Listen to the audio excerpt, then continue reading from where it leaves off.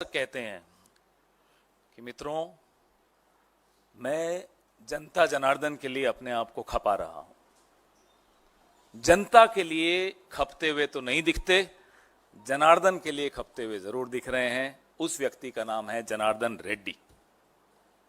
और वो जनार्दन जो है, जिसके विषय में आज हम चर्चा कर रहे हैं, भले ही वो 35,000 करोड़ के घपले का आरोपी हो, भले ही उस जनार्दन के खिलाफ सीबीआई समेत 20 मामले लंबित हों, भले ही उस जनार्दन ने भारत के जंगलों और खदानों में अवैध खनन करके उन्हें बर्बाद कर दिया हो, प्रधानमंत्री उस जनार्दन के लिए आपको खपते हुए दिखेंगे। उसका नाम है जनार्दन रेड्डी। अब ये जनार्दन रेड्डी साहब जो हैं, कोई भाजपा वॉशिंग पाउडर के नए ग्राहक तो है नहीं, बड़े पुराने ग्राहक हैं। लेकिन इस हफ्ते फिर से उन्होंने इस वॉशिंग पाउडर की सब्सक्रिप्शन को रिन्यू किया ताकि वो सारे दाग धो सके। ये वो जनार्दन रेड्डी हैं जिनके विषय में एक जज ने कहा था कि इन्होंने मुझे 40 करोड़ रुपए रिश्वत की पेशकश की थी बेल लेने के लिए। ये वो जनार्दन रेड्डी हैं जिनको न्यायालय ने बेल्लारी से तड़ी पार किया हुआ है। वो जनार्दन रेड्डी गृह मंत्री के साथ खड़े होकर कल मुस्कुरा रहे थे, तो तस्वीरें हमने देखी। बेल्लारी बंधु, आप पत्रकार हैं, पिछले 2-2.5 दशक से ये नाम आप सुन रहे हैं। हम राजनीति के छात्र हैं, हम भी पिछले 3 दशक से ये नाम सुन रहे हैं। बेल्लारी बंधुओं के नाम से ये कुख्यात गैंग है। ये भाजपा का बड़ा पुराना साथी है। 1998 में, मैं थोड़ा सा इतिहास के उस दौर में आपको ले जाना चाहता हूं। 1998 में जब स्वर्गीय श्रीमती सुषमा स्वराज जी ने माननीय सोनिया जी के खिलाफ चुनाव लड़ा था, तब सुषमा स्वराज जी के चुनाव प्रचार की तमाम जिम्मेदारी इन बेल्लारी बंधुओं के ने संभाल ली थी। और 98 के उस चुनाव के बाद भाजपा ने इन्हें संभाल लिया। ये इनका रिश्ता है भाजपा से, बेल्लारी बंधुओं का। जो पूर्व मुख्यमंत्री येदियुरप्पा जी और इनकी जुगलबंदी बड़ी मशहूर है। बेल्लारी बंधुओं की येदियुरप्पा जी के साथ एक जुगलबंदी है, आपने सुनी होगी कई बार। इस जुगलबंदी के चलते आयरन ओर के अवैध खनन और निर्यात की एक ऐसी लूट मची कि पूरे भारत में येद्दी और रेड्डी नाम का एक ये जोड़ी थी जो बड़ी प्रख्यात हुई, बड़ी मशहूर हुई। येद्दी रेड्डी गैंग, ऐसी बातें होती थी। इसमें येदियुरप्पा जी को जेल भी जाना पड़ा। लीपापोती के लिए भाजपा ने उनका इस्तीफा भी लिया। आप सब इस इतिहास से वाकिफ हैं, आपने इन सब पे रिपोर्टिंग की हुई है। और 2011 और 17 के बीच इनकी कई बार गिरफ्तारी भी हुई। अब जब ये वापस से भाजपा में शामिल हो गए हैं, तो सीबीआई अब इनको ऐसी क्लीन चिट देगी कि उजाला की सफेदी भी इनके सामने फीकी पड़ जाएगी। ये इतना चमकेंगे, अब देखना आप। एक के बाद एक देश भर में 35,000, 70,000, 80,000 करोड़ के घोटालेबाज या कथित आरोपी, जो भी आप कहना चाहें, मोदी जी और भाजपा का वो दामन थाम लेते हैं और साफ हो जाते हैं। ये फिर हो रहा है, इतिहास फिर दोहरा रहा है, हर हफ्ते दोहराता है, हर महीने दोहराता है इतिहास ये वाला। जब इस व्यक्ति ने, जो 35,000 करोड़ का घोटालेबाज है जनार्दन रेड्डी, भाजपा में शामिल होते ही कहा कि मैं अपनी जड़ों की ओर लौट आया हूं। अब आप खुद समझ लीजिए कि इस देश में भ्रष्टाचार की जड़ कहां है और कौन है। हम नहीं बोल रहे, ये घोटालेबाज बोल रहा है कि साहब मैं अपनी जड़ों में लौट कर आ गया हूं। इतिहास तो मैंने आपको बताया ही, लेकिन कारण भी समझ लेते हैं कि क्या मजबूरी रही है कि ऐसे व्यक्ति को जो कि कुख्यात है उसको क्यों शामिल करवाया गया। आपने देखा कि माननीय सर्वोच्च न्यायालय ने इलेक्टोरल बॉन्ड के चंदे पर बैन लगाया, उसको गैर संवैधानिक करार किया, उसको गैर कानूनी करार कर दिया। तो अब यह है भाजपा का plan B. This is the plan B of BJP after the electoral bonds were declared unconstitutional by the Honorable Supreme Court. What is the plan B? The plan B is कि अब सीधा पार्टनरशिप, ऐसे व्यक्तियों को साथ में ले लो जिनसे पैसे लेने हैं, जिनसे पैसे लिए हैं। कोई पर्दादारी मत रखो बीच में, बिल्कुल साथ में मिला दीजिए। खाएंगे, खिलाएंगे और उसके बाद पाचन शक्ति इतनी मजबूत कि वो बंगाल हो, कर्नाटक हो, कहीं के भी घोटालेबाज हो, सब कुछ पचा लिया जाएगा, उन सबको बचा लिया जाएगा। यह कारण है कि ये इस तरह के लोगों को अपने साथ जोड़ रहे हैं। हमारे कुछ सवाल भी हम पूछना चाहेंगे कि तमाम साक्ष्य हैं, लोकायुक्त की रिपोर्ट है, मोदी सरकार के सामने सब कुछ है, फिर भी इस तरह के व्यक्ति के तमाम सीबीआई के केस क्यों बंद किए जाते हैं, क्यों उसको अपने साथ जोड़ लिया जाता है, क्यों मोदी जी और भाजपा जनार्दन रेड्डी को बचाना चाहती है। नंबर 2, क्या यह सच नहीं है कि इनके खिलाफ 20 मामले लंबित हैं? और जैसा कि मैंने कहा, एक जज को 40 करोड़ देने की पेशकश की, फिर भी उनके लिए लाल कालीन क्यों बिछाया जा रहा है भाजपा में शामिल होने के लिए? विपक्ष के नेताओं के लिए तो ईडी, सीबीआई सब, और जिस पर ईडी, सीबीआई है, मामले हैं, फाइलें खुली हुई हैं, केस चल रहे हैं, उनके लिए लाल कालीन क्यों?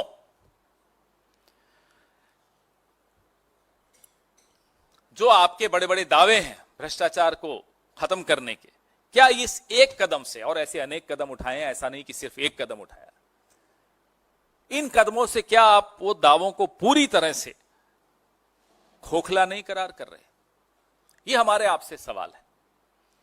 अब आप सवाल पूछिए, आपको संजीव जी थोड़ी देर में प्रेस रिलीज के साथ तमाम एनेक्शर्स, और ये वो एनेक्शर्स हैं जिसमें सीबीआई ने कैसे पीई और उसके बाद कैसे कर्नाटक की सरकार ने क्या एक्शन लिया जब हमारी सरकार थी, और जब मोदी जी की सरकार केंद्र में बनी तो कैसे इनको बचाया गया। ये तमाम जानकारियां आपको हम साझा आपके साथ कर रहे हैं। आपके सवाल।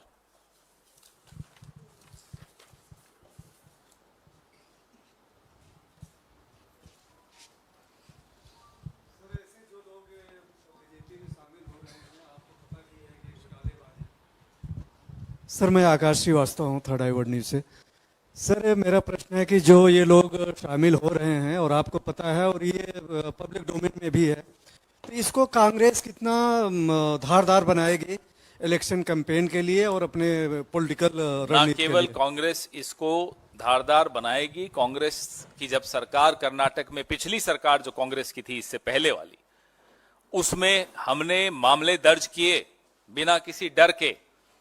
सिद्धरामैया जी हमारे उस वक्त भी मुख्यमंत्री थे, तो सिर्फ इसको कैंपेन का मुद्दा बनाए हो वो बात नहीं है। हम इस भ्रष्टाचार की जड़ तक गए, साक्ष्य और दस्तावेजों के साथ गए, हमने मामले दर्ज किए और उन मामलों को कमजोर करने का भरसक प्रयास मोदी सरकार ने जब केंद्र में सरकार में आए तब किया, जब राज्य में सरकार में आए तब भी किया, अब फिर हमारी सरकार है, हम इनको छोड़ेंगे नहीं।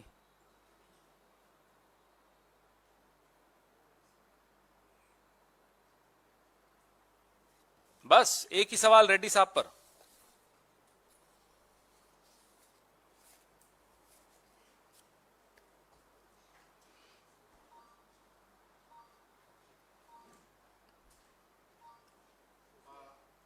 बोलिए बोलिए, माइक दे दीजिए साहब। हाँ नमस्कार, मैं संदीप हूँ वर्तमान न्यूज़पेपर से। जैसे ये जनार्दन रेड्डी है और बंगाल में शुभेंदु अधिकारी है, जो भी जिनके ऊपर आरोप लगते हैं, तो बीजेपी इन लोगों को शामिल जब कर रहा है तो ये तो एक तरीका से कांग्रेस को सुविधा ही पहुंचा रहे हैं, क्योंकि इलेक्शन कैंपेन में आप ये सामने ला सकते हैं। देखिए, इन्हें अभी चिंता है कि इस आने वाले चुनाव में एक तो इलेक्टोरल बॉन्ड्स पे पाबंदी लग गई, एक चिंता उनकी ये है। दूसरा, ये जो साहब हैं जनार्दन रेड्डी साहब, इनके पास भाजपा के कई नेताओं की क्या क्या जानकारियां हैं, ये भी एक चिंता इनको है। कोई मजाक की बात नहीं है कि पिछले विधानसभा चुनाव में इनकी, तब ये एक छोटा सा दल चलाते थे जनार्दन रेड्डी जी, जिस दल का कल विलय किया भाजपा में, 8 सीटें उनको दे दी थी। कुछ दबाव है, कुछ कारण हैं, तो उन दबावों के चलते, उन कारणों के चलते, बिना किसी लोक लाज के भय के ये उनसे अपना विलय कर रहे हैं, उनको अपने परिवार का हिस्सा बना रहे हैं। वो मोदी का परिवार आजकल ट्रेंड चल रहा है ना, ये मोदी का परिवार आपको दिखा रहे हैं हम आपको। हालांकि रेड्डी जी ने कहा कि हम भारतीय जनता पार्टी में अपना जो विलय कर रहे हैं ये बिना शर्त है, लेकिन साथ साथ वहीं यह देखना होगा सीबीआई के कुल 9 मामले जांच में उन पर है। तो क्या ये शर्त, जो बिना शर्त की बात कहते हैं, यही शर्त तो नहीं है 9 जो मुकदमे सीबीआई के हैं? ये शर्त नहीं, ये सर्फ है। सब कुछ साफ हो जाएगा, देखते जाइए आप। लेकिन हाँ, अब समय कम बचा है। अब इन 2-2.5 महीनों में तो सीबीआई क्या कर लेगी, नई सरकार जब आएगी देखिए, फिर हम थोड़ा ही छोड़ेंगे।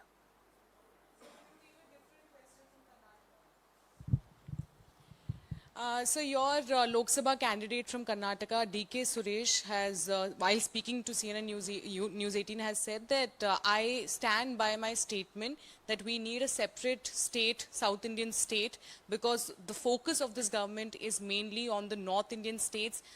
Basically, he's talking about the tax revolution, but he stands with his statement. He is very sad at the way this government is behaving in a very stepmotherly fashion towards a very integral part of India, which is the southern region of India.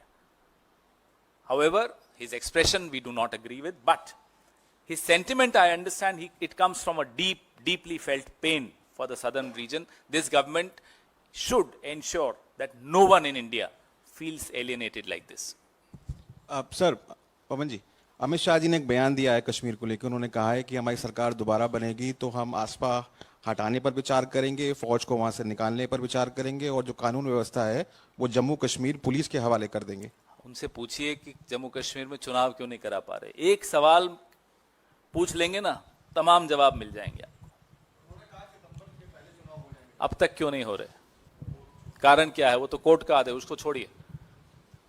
आप क्या कर रहे हैं?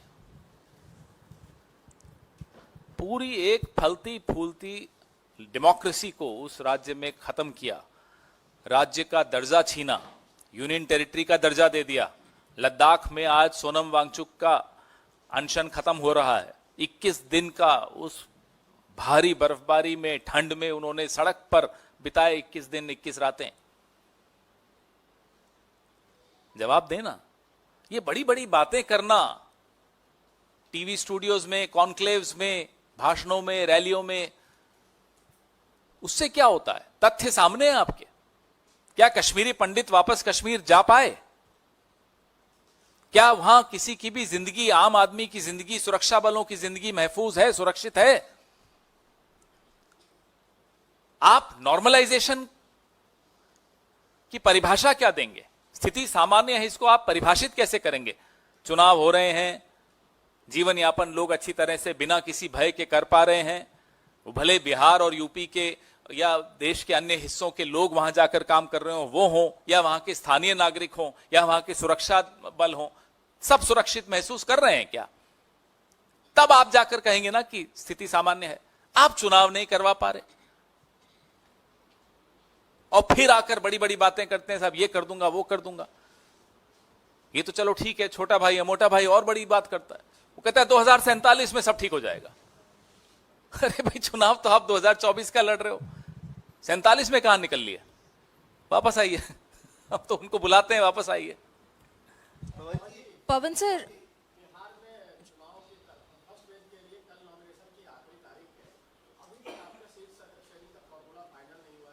सब हो रहा है, सब हो रहा है, सब नहीं, कोई सरेंडर न, देखिए आपस में जब दोस्ती होती है, भाईचारा होता है, तो ना कोई सरेंडर और इस तरह की शब्द आते नहीं है बीच में।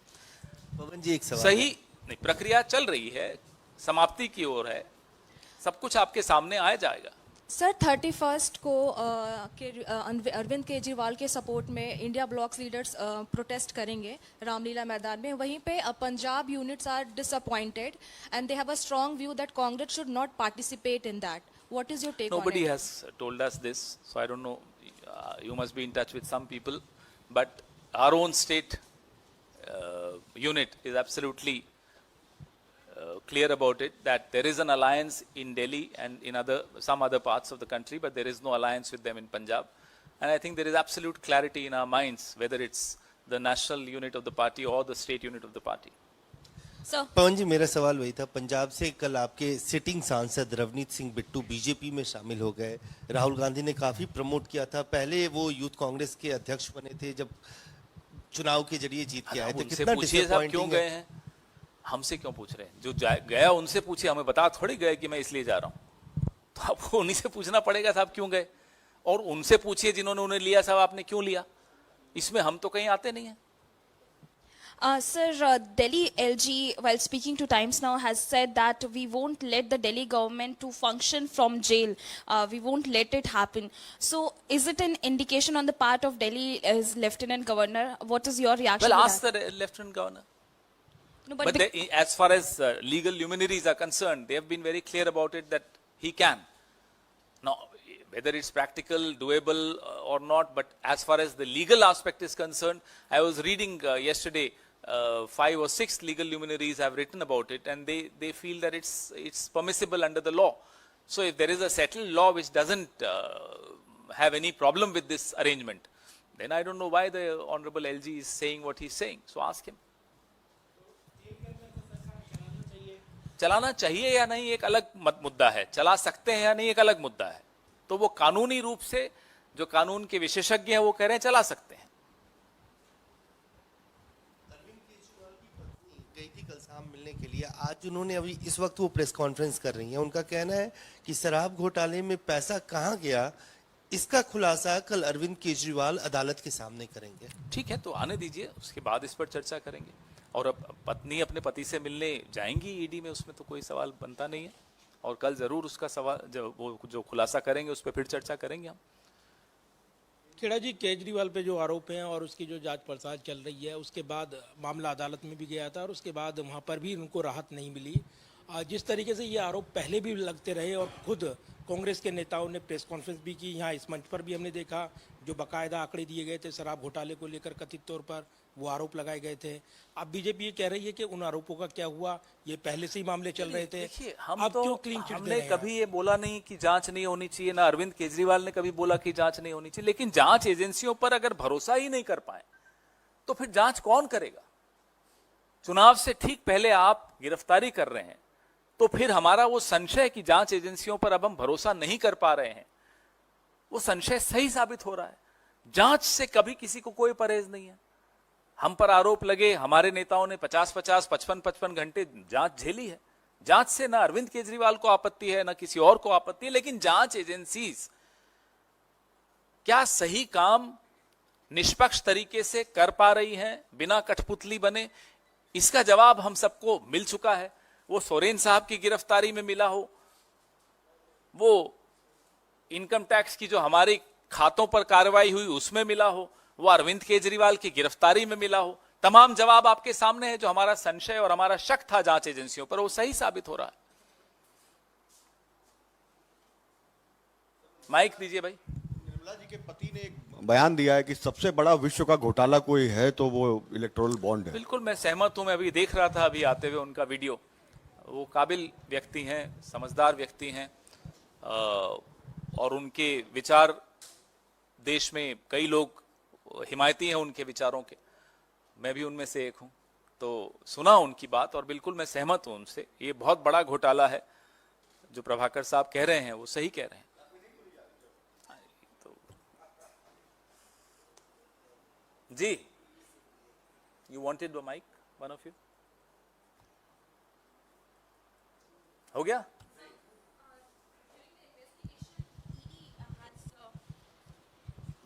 ED has informed that 2 phones have been found from Arvind Kejriwal's residence, but he is not ready to share the password, and because it is very much important to investigate into this entire matter, but he is not cooperating in that manner. So what's your reaction to that? As I said, why would anyone trust these agencies with your phones or with anyone?